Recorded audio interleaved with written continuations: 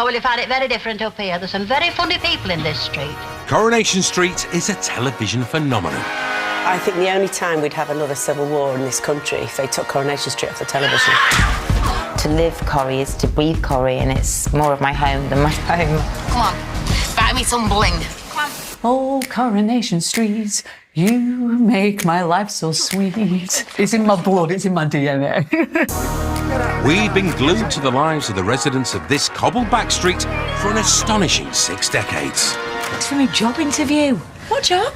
Prostitute. It's mind-blowing, isn't it? Is to do with this quality of heart. And throughout its entire history, Coronation Street has put women centre stage. Ow! Thank you, lucky stars, you were too tight to buy me the hardback. The writers, I think, have always loved hard-hitting women characters. Not gorgeous, glamorous women. It's about real women. So you're Elsie Tanner. Tonight, we salute the women of Weatherfield. Well, it can only get better to life. And loads more wine. We applaud their strength. Try it and I'll have your eyes out. She was dead hard. You really, really wouldn't want to cross her. Keep that out, will you? You might just catch it on an handbag. She didn't take any messing from anybody. We reveal their softer side. I keep blaming myself, but it's you, Charlie. I love the fact that these strong women have got chinks in their armour. And we celebrate their humour. What's that lipstick taste of? Woman, Stanley. Woman. That was wonderful. That's Corrie. That's Corrie. No! It's sometimes not meant to be comedy, but there we are. And the first ladies of Coronation Street tell us how the show has made them what they are today. Hard work and not moan and don't get ill. Working on something like Corrie is the best training for an actor that you can possibly get. If you can do Coronation Street and hold a big story, you can do anything.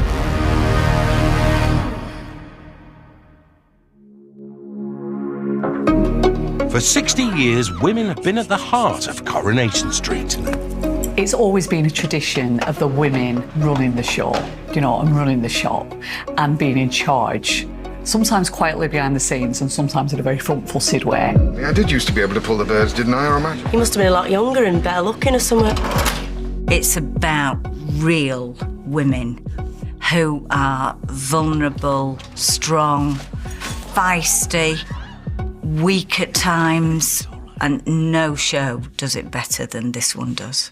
And the man who dared to put northern women at the centre of a television drama was a young actor called Tony Warren, who, back in 1960, had a revolutionary idea for a TV series.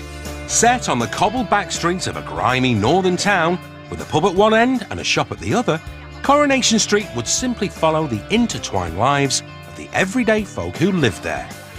And from the beginning, it was the women who jumped off the screen.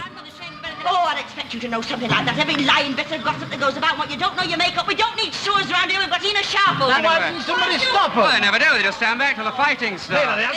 I think that anybody who's grown up in a northern working class town will recognise that sort of matriarchal society, you know, where women are just running the homes and the streets. And I know that for Tony Warren, his very being, all his stories, the way he spoke, everything about him came from that grounding of being brought up by women in a back street in Salford. Commoners mock them. I entirely agree with you, Mrs. Ogden. The women were important. As Tony would say, he based the whole show really on what he would hear hiding under the table when his aunties were around, gossiping with his mother and with his gran. And all those sayings and all that kind of hierarchy of the family and the community was what he learned hiding under that table.